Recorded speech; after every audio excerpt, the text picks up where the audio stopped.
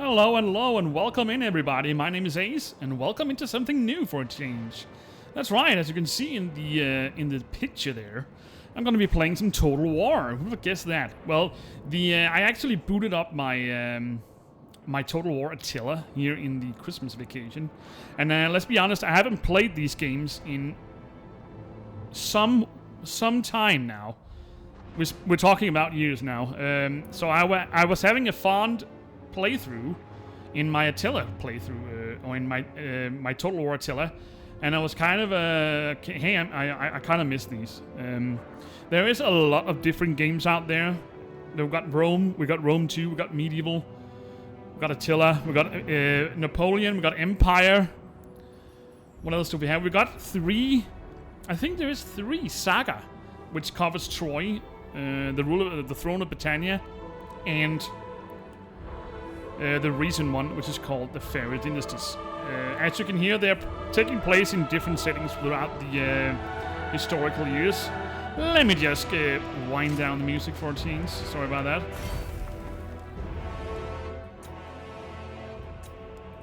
As I stated before, there is a lot of games, and these Warhammer games are kind of the most newest, I think, at least when it comes to DLCs as well.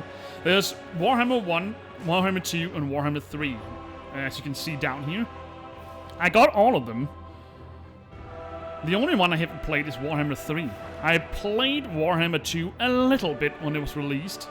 I had some real-life issues with kids and stuff like that, so I didn't really get a chance to play these games until now. So, what better chance to delve into these games and do them together. So, as I said before, I was having a fond playthrough with my Attila. These are my favorite, at least Rome 2 and Attila.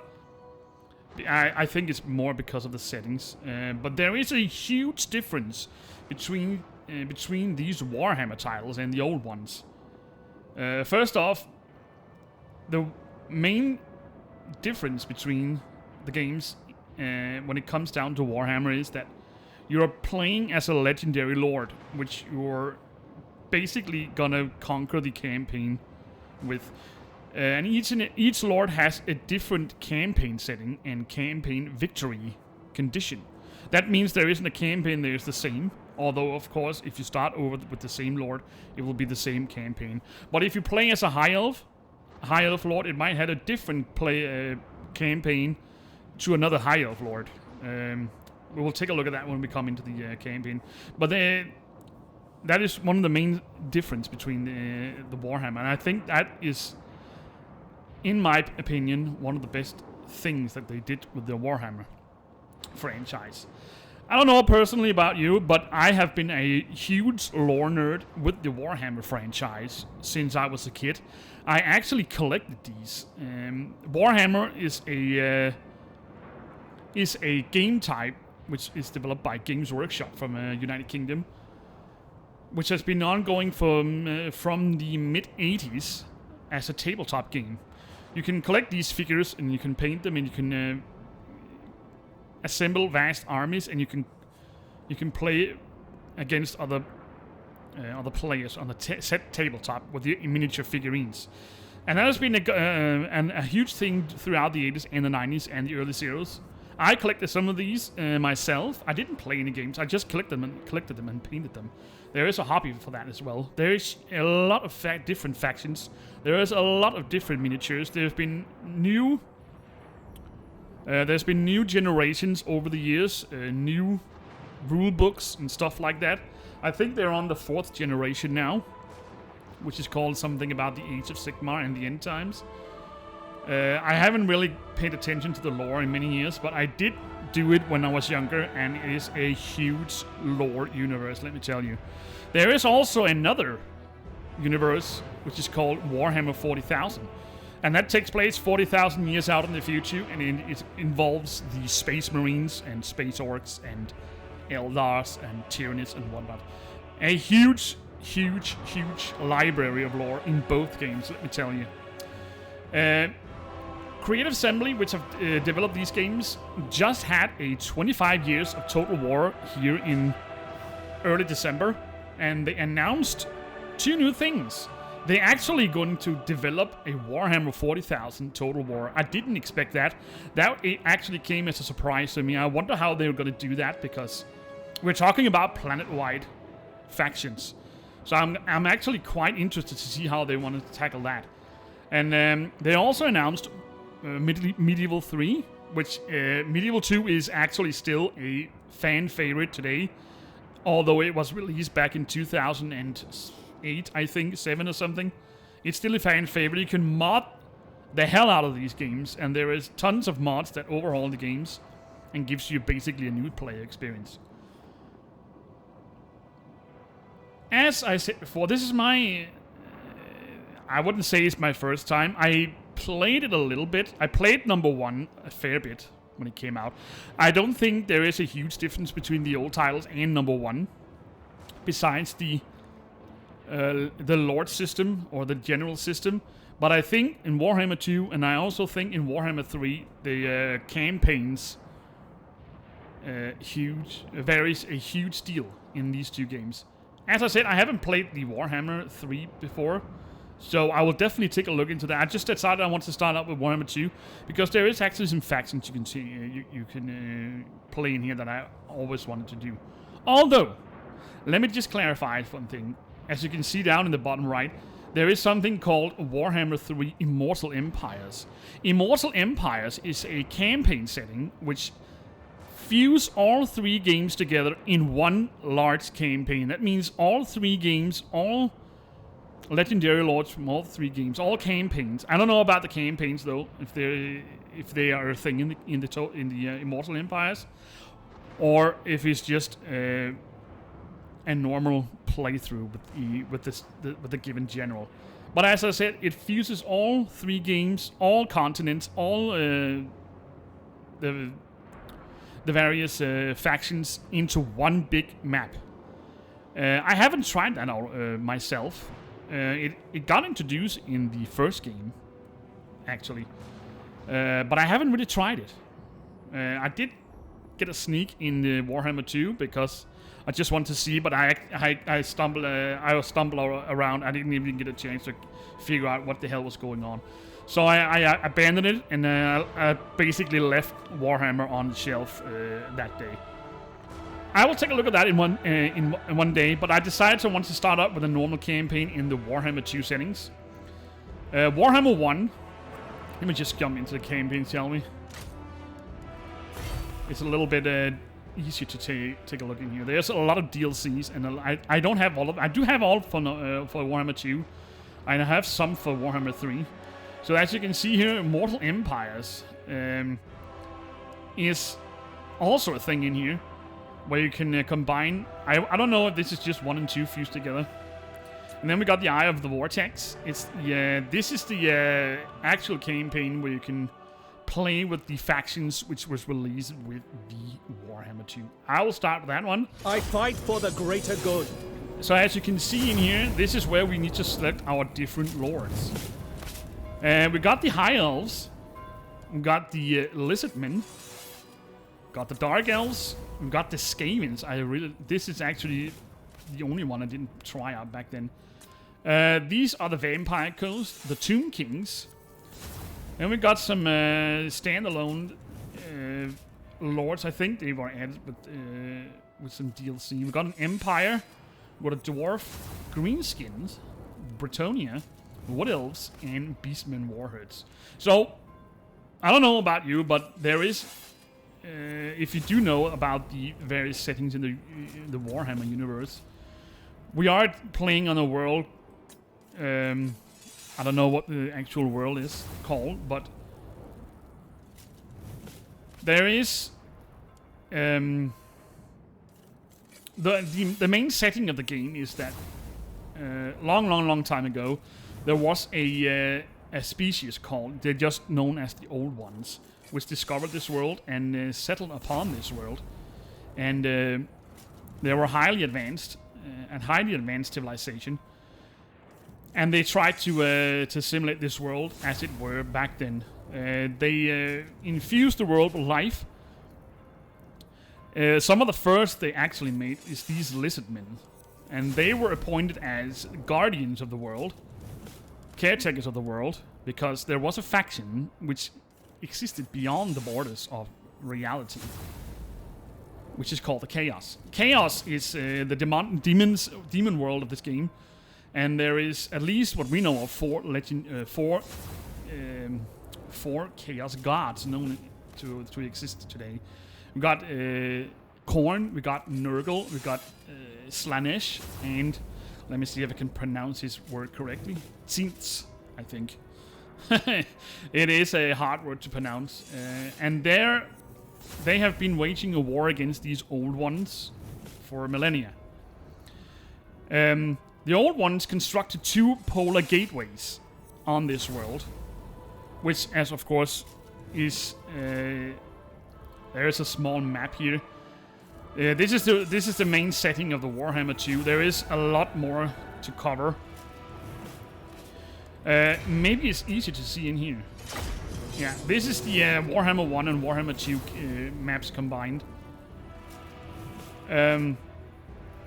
So the polar gates were located in each section of the world, and for some reason the chaos energies started to merge through these gates, and the old ones tried to contain it, and but it didn't go so well. It didn't go well, and that caused 2 major explosions to happen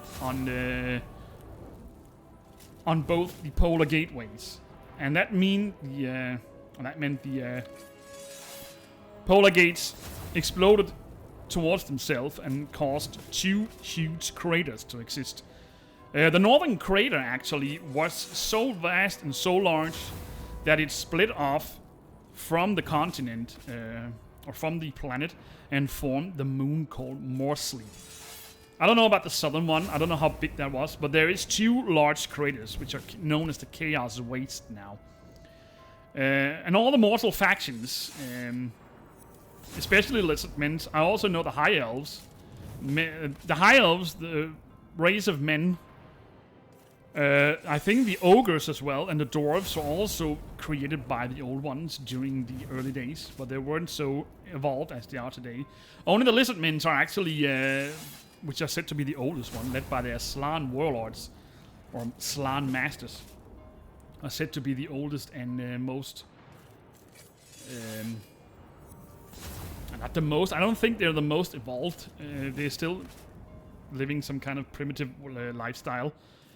But they were set as to be caretakers. Then they helped the old ones trying to contain the chaos energies, but it failed. There's a lot of other factions as well. They got undead. We got undead. We got greenskins. We got Skavens. Skavens are warped rats, which are a creation of warp stones. I think the warp stones, I don't know if it's a chaos thing or it's something else. I'm not entirely sure, but they are warped into what we see today. Yeah, vampire lords, which are basically a faction of the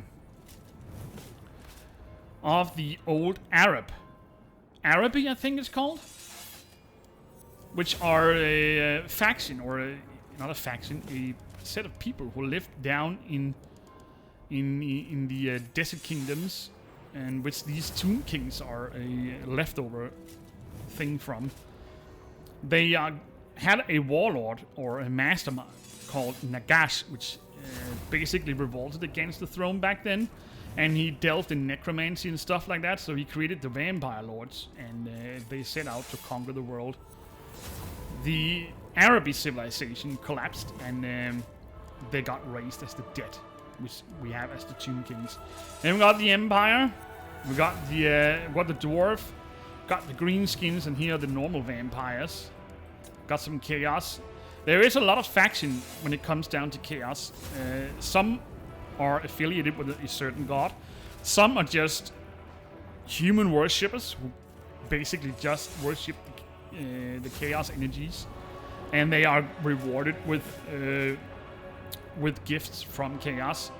Then we got Bretonia, we got wood elves, we got beastmen. Beastmen are warped entities as well with chaos energies, which are basically made out of goat-like men, and they rampage throughout the land.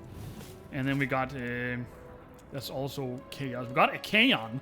Arcane is actually the prophesized chaos warlord who said about the end times, which we know today, and was prophesied to end all mortal civilization on the planet.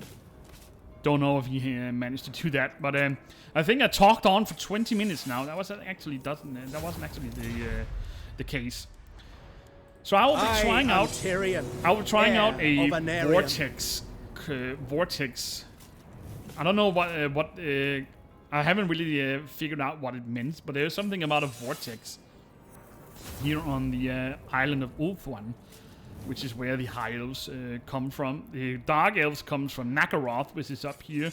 Then we got the southern continent, is called Lostria.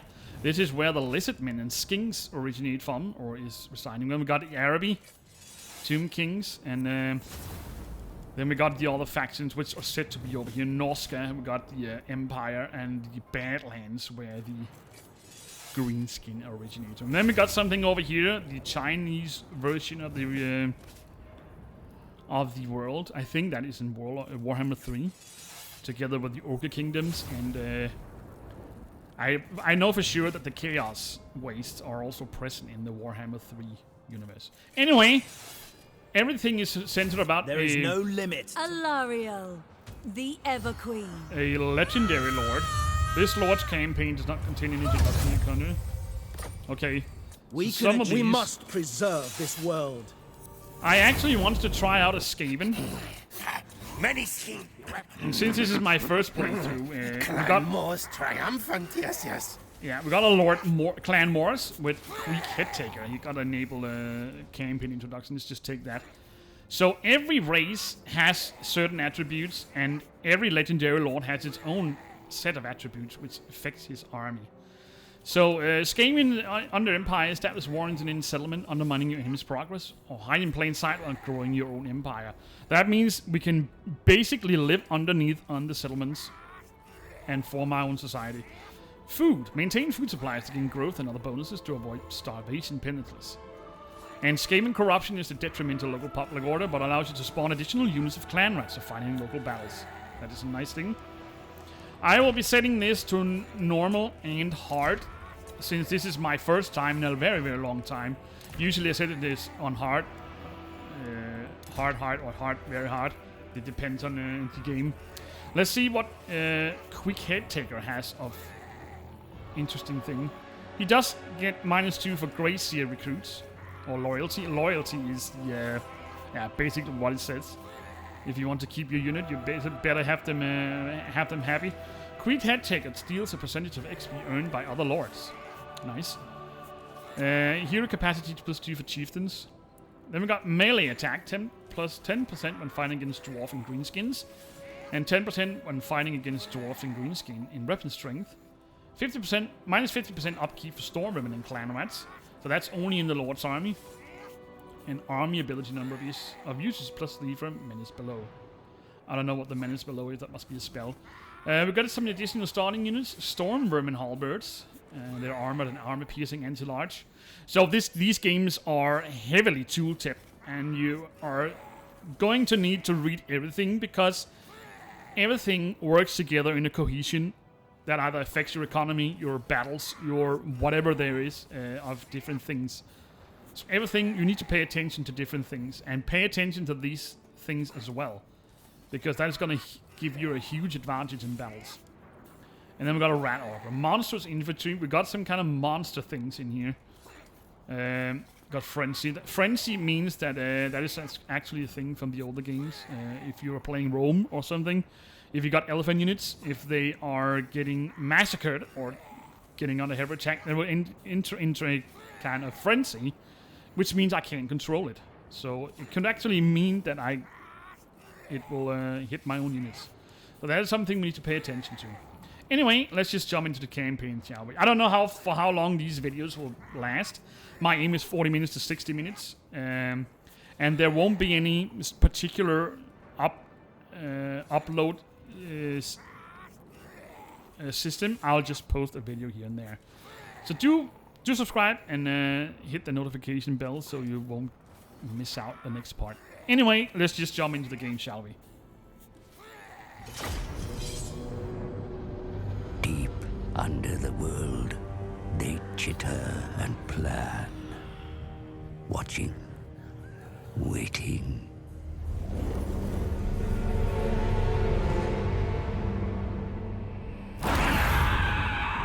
When they emerge, it is a nightmare vision.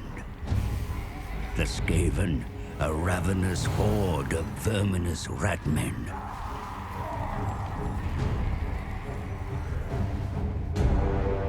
They gnaw at the roots of the world like an infected wound. They mean to rule over ruins, for such is the will of their god, the great horned rat. Only the island home of the High Elves has remained unscathed. And at its center is the Great Vortex.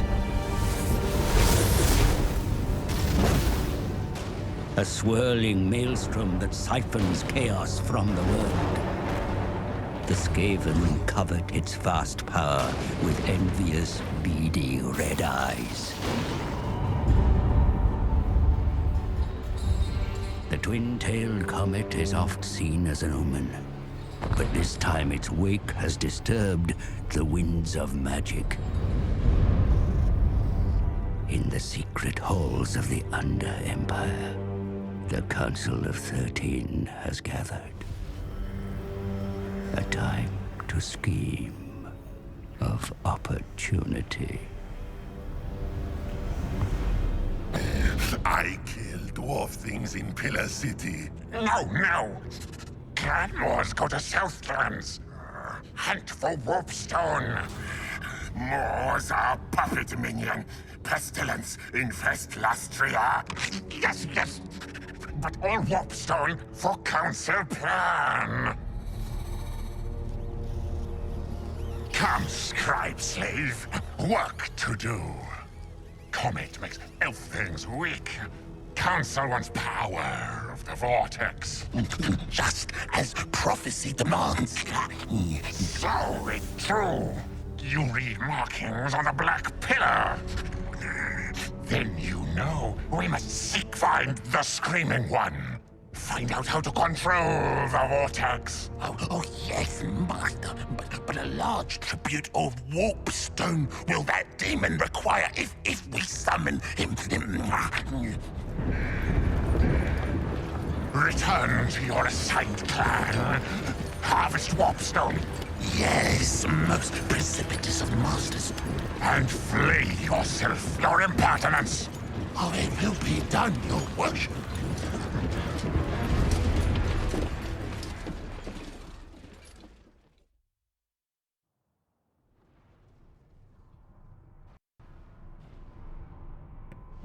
Queek Headtaker, the scion of Clan Moors, emerges from under the City of Pillars, dispatched by Grazier Volskreek at the behest of the Council of 13. Warlord Queek and his forces are sent to a nest lair under the ruined city of Watek, deep in the Southlands. Queek's task is to garner as much precious warpstone as possible and repel a nascent invasion of hated elf things. Such a magnificent specimen. I am unworthy to be in your presence. Yet I risk my neck and approach you, Warlord Headtaker. For I have many secrets that will bring you success and even greater status. Your arrival at Urtek comes not a moment too soon, great and powerful Queek. High Elves from across the seas have launched a full-scale invasion of the Southlands and are pressing fast towards your lair. To the south, the elf things have overrun several ruined settlements and established defensive positions in each. Whatever they are seeking remains a mystery. Though your rapid return brings some welcome additional forces, the situation remains grim. See for yourself.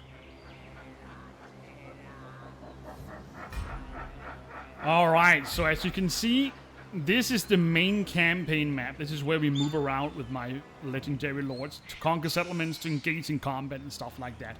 So we got a tutorial since this is my first time in a long time.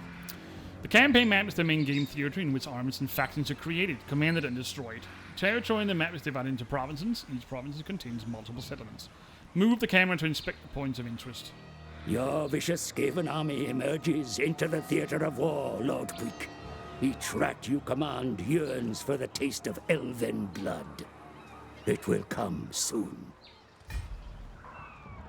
The elf things have launched a full invasion of the Southlands, my verminous lord. Outposts have been established in ancient ruins throughout the province, with any underground entrances magically sealed. Even now they march upon your burrows in Uatek. Skaven control of the Southlands rests upon you holding this warren.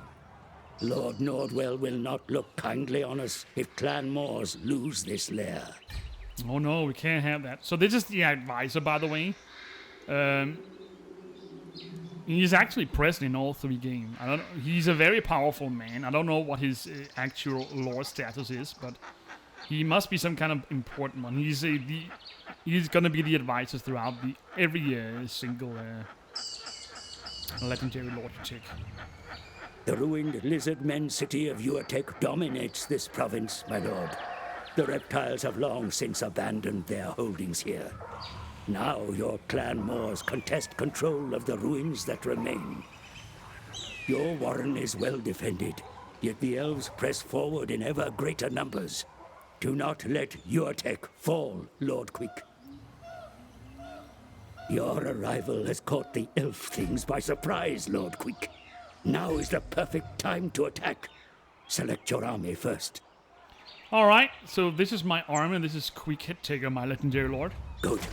Now, issue an order to engage the enemy, my lord. They are scattered and not prepared for an attack so soon. Alright, we can attack by right-clicking. Let me just do that. Let me just see what he has. Futile. I can select him apparently. Certainly not. Die, die! Battle is upon you, Lord Queek. Your clan rats are vicious and strong when motivated, but will be well matched by the agile and deadly foe. Prepare yourself for bloodshed. I like the voice acting they actually choose for the for the Skavens. So this is going to be my first battle, as I can see. We can also resolve the battles, but it's not present. So we can get a battle result if we auto-resolve, close victory. And we actually kick casualties. If I'm not mistaken, if you hold your mouse over it, it will see which kind of units are going to die in there. We'll be fighting off some spearmen and a Harathal Lord. Let's just go in there and see what the battle looks like. And this is the second part of the game, which let you fight the battles on a landscape.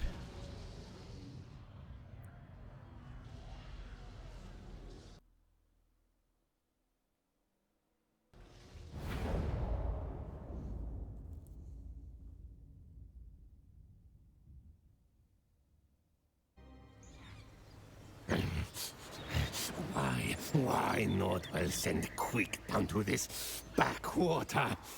To make fool of Queek, yes?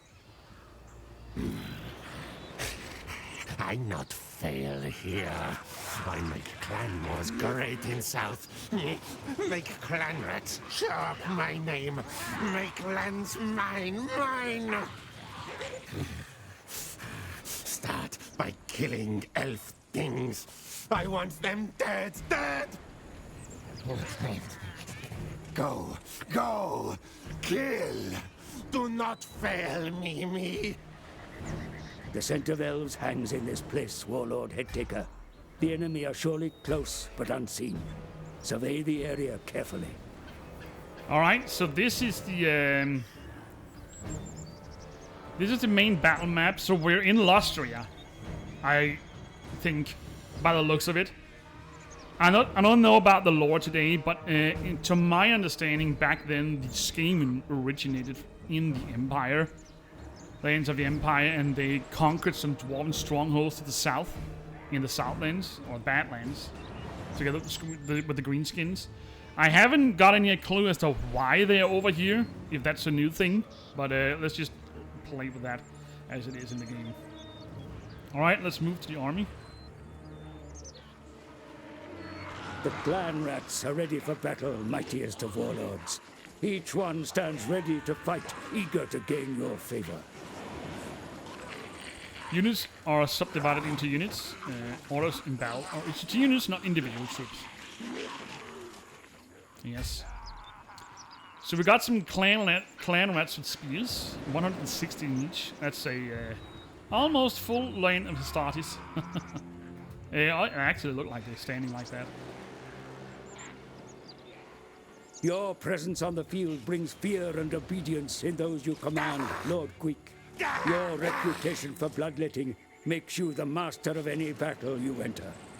Wield your awesome power wisely. He actually looks really cool. Look at all the heads he got on his back there. So lords is an important thing, of course, just like you would think in a normal standard battle back in the olden days. If you lose your lord, the morale goes down. That's just how it is. And the battles in here are actually not about killing every single one of the enemy. Your aim is to rout the enemy forces. That makes them. That basically means them run for the hills, and without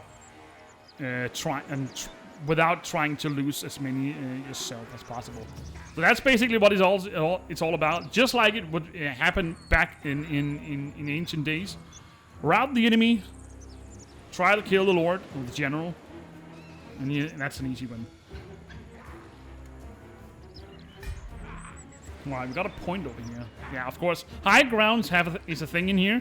If you got the high ground and the enemy has to run up towards you, you automatically getting superiority in weapon strength and stuff like that because they have to aim higher than you have. The hills and valleys of this place conceal the enemy's whereabouts, my lord. This hilltop should afford a good view over the surrounding area. Yeah, and of course to hide from the enemies. Trees and stuff like that also hide your enemies. Also hide your units. That means we can make some ambushes. The time has come to advance, my lord. First, select your own unit in order to rejoin your forces. All right. I am Clan Moors. Now issue a move order towards your army. The troops are assembled and await your arrival. Oh, that was a nice horn. Rocky Jajas. Excellent. Your place is amongst your warriors, mighty lord. Your very presence encourages them to fight harder. Yeah, this is what I talked about. Leadership boosts nearby troops, improving their courage in battle. Leadership is actually the morale. The morale, each unit has their own morale bar, and we have to pay close attention. These banners often signifies it by glowing white and red. So that means if it starts glowing white, you need to pay attention to this morale. That means it's about to rout and break. The time has come to advance your warriors, my lord. Select your whole army so that the order may be given to all. Same goes for if you flank your enemy from the sides. That also gives a huge morale decline for the troops that you're trying to surround. Select units, yeah. You can make a box. Good. Now order your army forward, my lord. Let us crest this ridge and find where the enemy lies. So there's, let me see if I can remember all this. There's a lot of... Excellent. Your army advance in search of the enemy. Oh yeah, that's how it is. There's lots Take of this different... time to practice maneuvering your forces while not under threat of attack. Remember always that orders are issued only to units currently selected. Yeah, we can right-click if you want to set them differently. If you want to make spear walls and stuff like that. Clan rat spears. Let's just do that. Queek Headtaker. Advance, cowards. This is also the things I love about this game. These chants to go into battle and horn sounds and stuff like that. This is actually what makes these games so perfect.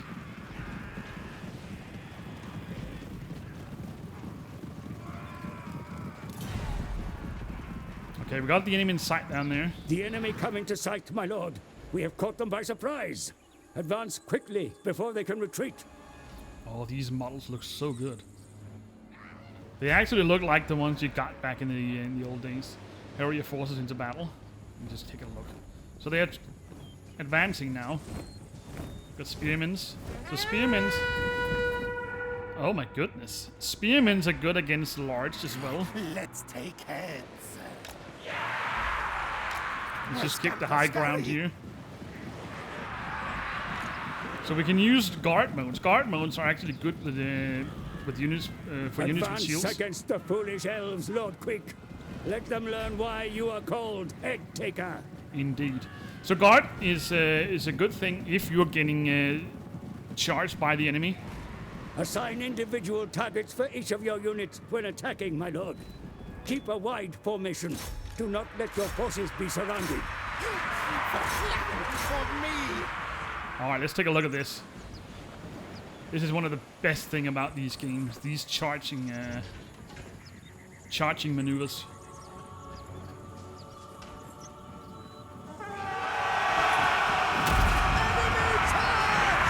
Look at that, how they jump in there. Be sure to keep watch on your warriors in battle, my lord. Their very lives may depend on it. Elf scum! Look at the carnage here.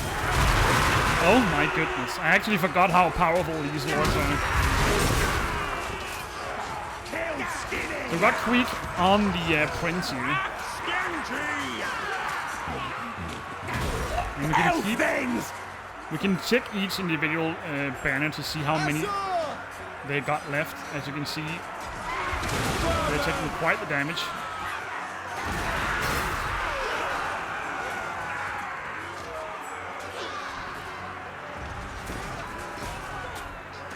So cool. There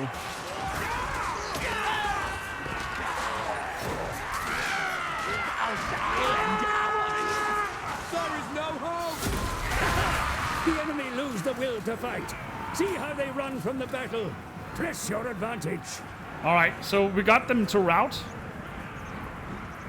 That means their leadership has fallen, and then you can basically you can run them down if you want to make sure that the unit card is killed in the campaign world. But it's not necessary.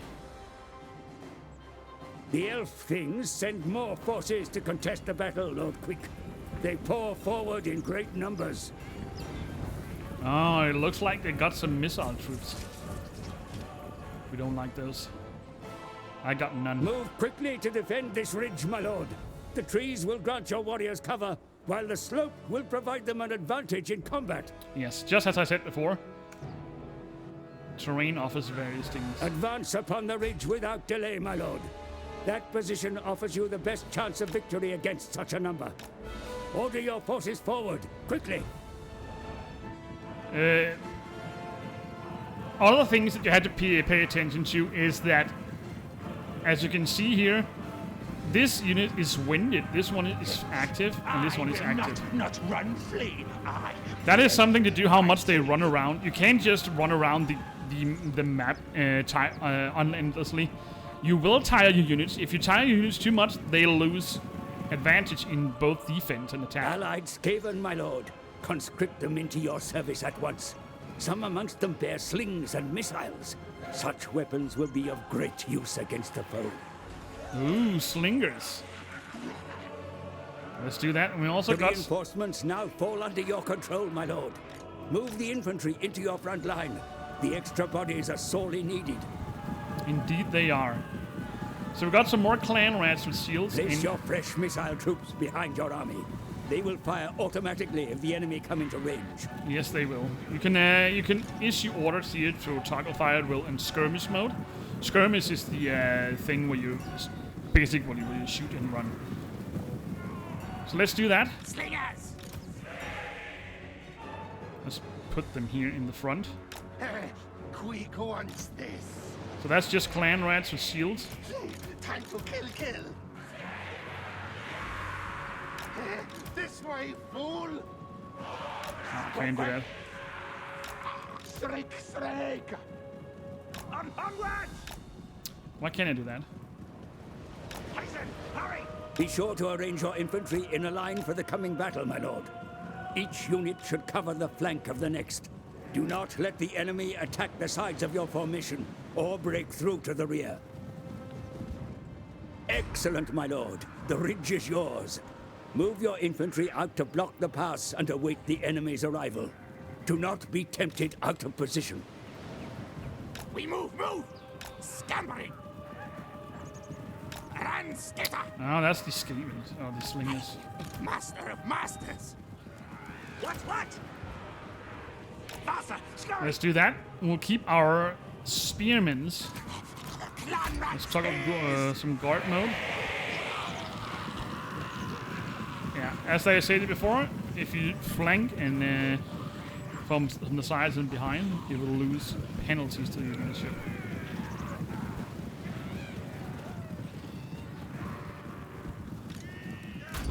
Yeah, yes, Master Lord! I really like these voice acting.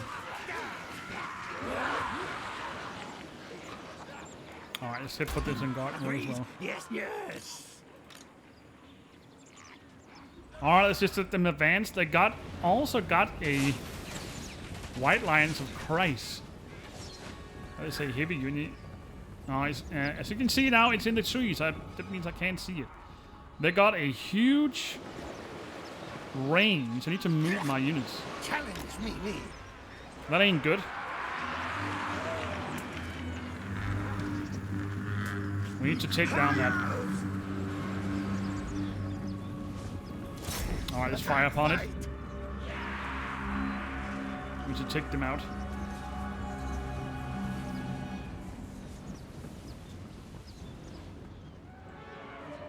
Alright, let's move them back. No sneak move! Sadly, I couldn't get an extra one. So, every unit also has a certain amount of animation. They don't have endless ammo, so you also need to pay attention to that. So it looks like they... I don't know what that meant. Council's command! Medium threat? Okay. High threat. The enemy are nearly upon you, my lord. Be sure to make your presence felt in the coming battle. You have many abilities to rally and empower your troops. Now is the time to use them. Alright. Spells. So we got a stand your ground, 24 melee defense and 16 leadership. Tear down, stay!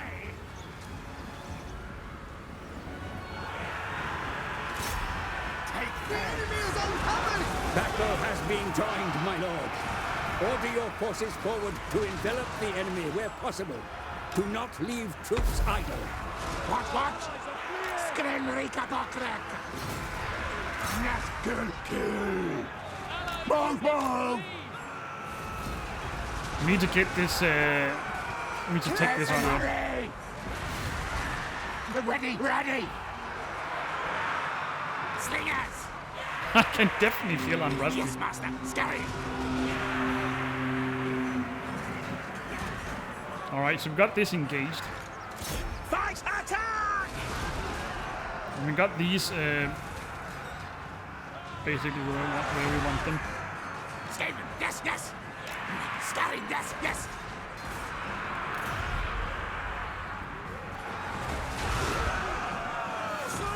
Nasty things die! Slingers! Your own troops can also take heavy friendly fire, so you also have to pay attention to that. Don't fire into the neck of your own troops.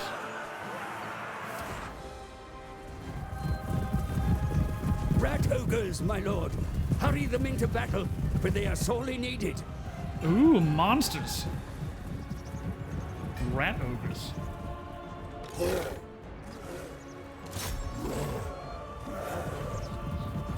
What is this? Look at those. Rat ogres. Those are heavily Your mutated. reinforcements approach the battle. Have them charge the enemy rear. The impact alone may break their courage to fight. Let's just put one up here. The other one will help with these archers to get rid of them.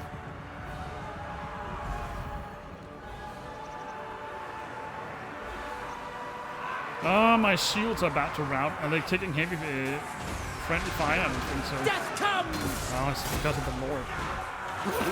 Bow to Queek. Alright, these are heavily engaged. Look at that!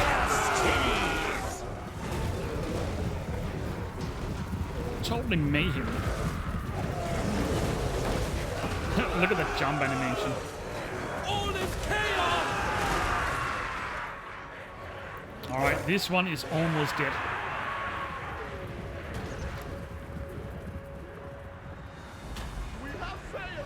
They're already routed. Let's just get them back up here.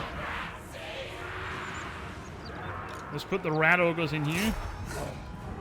Clan rats! Yes, yes, yes! Murder elfings! Slingers! Yes, yes! Punch, retreat! Murder elf things. Alright, so they are starting to rout here. Oh, I so want to see this animation. Let me just check this charge.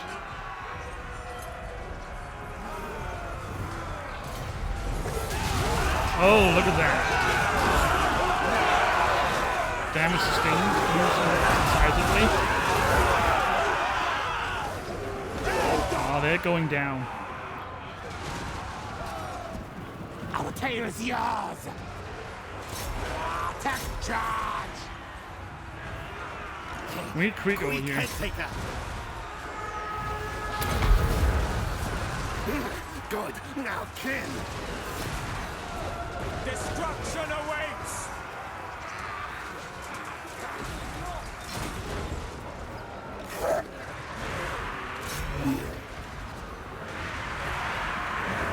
Alright, got some reinforcement there. Courage has failed us! They're running for the hills. These rat ogres are insane. Rocky Jagas! There is unease!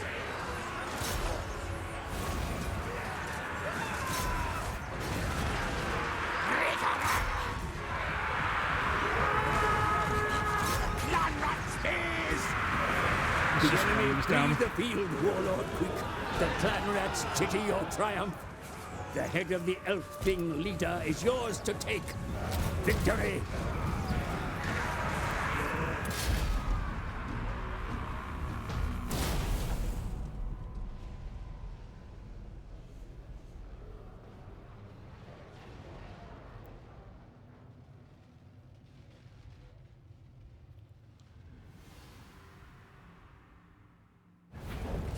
The elves are scattered, Lord Queek.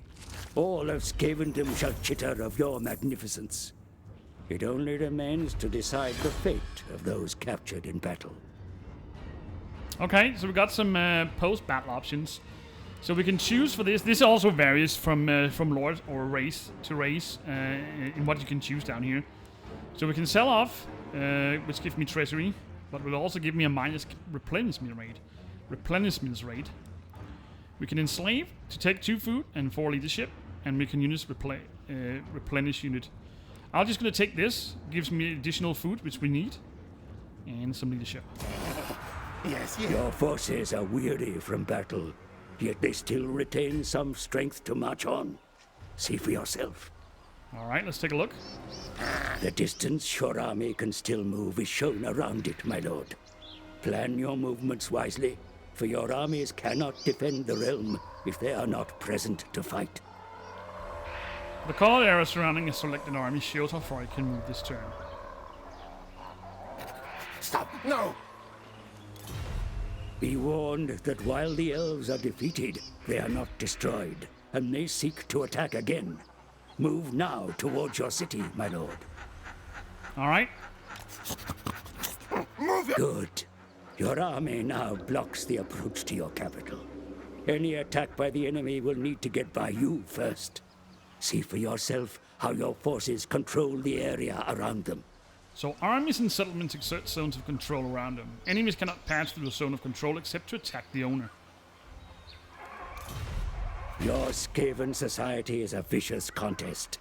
The weak are consumed, and only the strongest survive to serve in arms. Recruit them now, and they will be ready to fight in the battles to come. Alright, so we can recruit new units. Which takes place during the Need more recruitment panel. trophies, yes. And by the looks of it, as you can see, some of these already got chevrons. Chevrons is actually something you need to pay attention to, because they are unit experience. That means each and every unit you have in your army gains experience the more battles they fight. So the heavier the chevrons, the more elite unit that unit become. So that is also a thing you have to take into consideration when you're doing auto-resolve battles, because if you lose one of those that as a gold chevron, that might be a thing to take into consideration to fight the actual battle yourself. So the more the units fight, the more they participate in fights, the more unit experience they get. And as you can see over here on the left, I can't pin it. Can I pin it? No, sadly I can't. That little green mark at the end of the yellow one, that is actually the difference from normal and the experienced. Alright, let's recruit some unit. Let's see what we can recruit.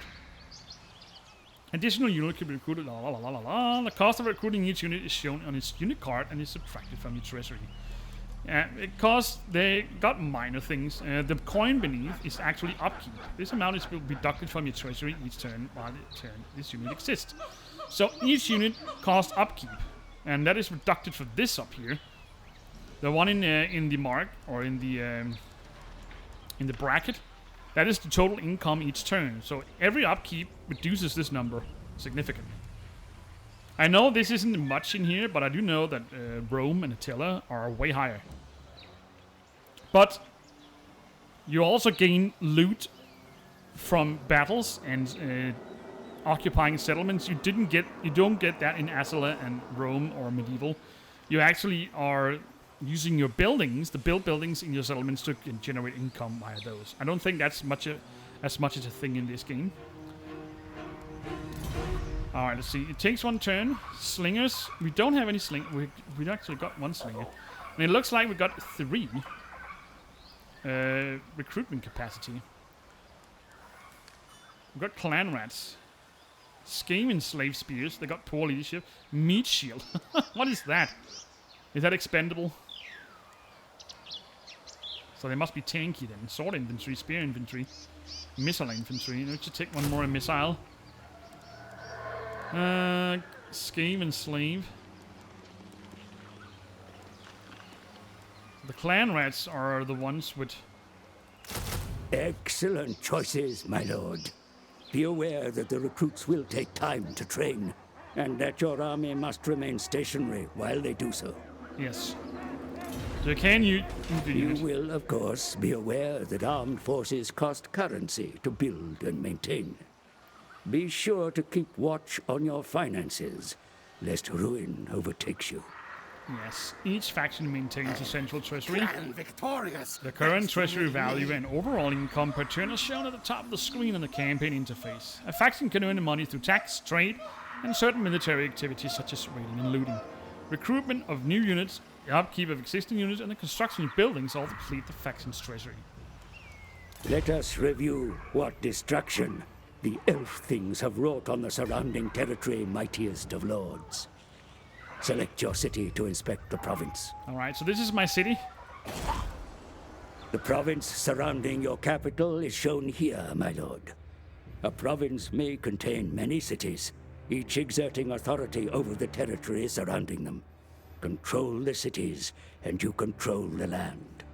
Alright, territory on the map is divided into provinces. Each province contains multiple settlements. These settlements for this province is indicated here. That is the province of this given area that I'm currently in. And as you can see here in the bottom, I've got 3 cities. I got Watek. This is my city. I've got Skrakole. That is a ruin. And we've got Dawn's Light, which remains in enemy hands. Cities within the local province are shown here, my lord, along with any facilities they contain. Yes. These icons represent buildings within the settlements of the province, yes. Shown also are those cities in the province that were lost to the enemy. A reminder of the need to reclaim them, my lord. All settlements within the province are shown on the province overview panel. And the owner of each settlement is indicated by their faction icon here. Your capital and the buildings it contains are shown here, my lord. Work needs to be done to improve its readiness for war. Yes, every province has a capital, and it is under my hand, as you can see by this this icon. I don't know if there is an exact thing, although the buildings or the general settlement is much more well defended. But I don't know if there is a settlement or a capital bonus or anything. The capital can support more buildings, okay, and it's fortified, making it hard to capture. Yeah, okay, I can see that. There is a slot for 8 buildings, while there's only 4 in the smaller ones. Okay. Here we may see the state of the province that surrounds your capital. The enemy raids have caused considerable unrest. Public order is suffering, as you can see, my lord. The agitators will need calming in time, but matters of defense are more pressing. Yes. So we got a overview over here. The province info panel appears alongside the province overview panel where the settlement is selected and displays information about the state of the province and the population. So we can choose to tax the province if I do so desire. It gives me income. Public order is also a thing you need to pay attention to. Public order is basically how people feel about your rule. The higher the public order in minus is, the more it has a probability of revolting against you. So you need to keep public order down. You can use your armies in the cities to suppress the public order. You can also build buildings which do the same. But also, I do know that in this game it's corruption which gives the negative public order. Depending on what faction you are, of course. Now I'm a Skaven, so I will, of course, have Skaven corruption, which I would assume will degenerate public order. For example, if you play Rome, or Attila, or a Medieval, you are using religion instead of corruption. So if you got a religion, which is another thing besides yourself, if you conquer a settlement, that will have a negative impact until you lower this one. The growth of a province is a measure of the expansion of its population. Growth leads to population surplus, which can be spent on upgrading the settlement within the province. Yes. So in this game, you are using your growth to upgrade your main settlement, and that in turn unlocks for these. Settlement produces income, yes. And public order in a province is a measure of the population happiness or repression, and must be kept in check to prevent the province degenerating to rebellion. Corruption is a measure of chaos, vampiric, or Skaven influence in a province, and is shown on the province info panel. Excessive corruption in a province can lead to unrest and attrition, and eventually an uprising if left unchecked. So attrition is also a thing. Your cities are the backbone of your state, my lord. Taxes are raised through them, and they provide the infrastructure necessary to support your armies. I humbly suggest you commission upgrades to your capital as soon as possible. Yes, so buildings and construction options within control settlements are shown in the province overview panel. A building can be upgraded, repaired, or dismantled from the rollout panel that appears when the mouse cursor is placed over its building icons. So I already got a nest, and it gives me income warpstone generated. Plus 5 food, 12 growth, and plus 1 Skaven corruption, that's a good thing. And it also provides garrison. That means if I come under attack, it will these units will help defend the siege. So I don't have to worry about gaining a lord to come down there. And also unlocks recruitment of these 3 that I choose from before. So we can unlock the next one, which gives me another warpstone, unless it's the same. Food capacity 5, 24 growth, and plus 1 Skaven corruption. And it gives me more Night Runners. Yeah, I think it's the same. Okay, let's just do it. Construction will begin immediately, but will take some time to complete. Yes, in this case, 3 turns. There is nothing more you can do for now, my lord. Let us await your enemy's next move. Alright, so we end turns. That means we can let the other lords take their turn, issue orders, build them some buildings in their capitals or their zones. And that is basically. I think I will end the turn here, or the video here. I'm terribly sorry for the time. I already crossed an hour now. So we will continue in the next video. As I said before, I don't know how I will upload these videos. I'll just put up a video randomly here and there, in together with the other things that I do. I also stated that in my previous playthrough video that I will be changing games or the channel. This is actually one of the things. I wanted to try out some more normal games, but I will still, of course, be playing harder games here and there.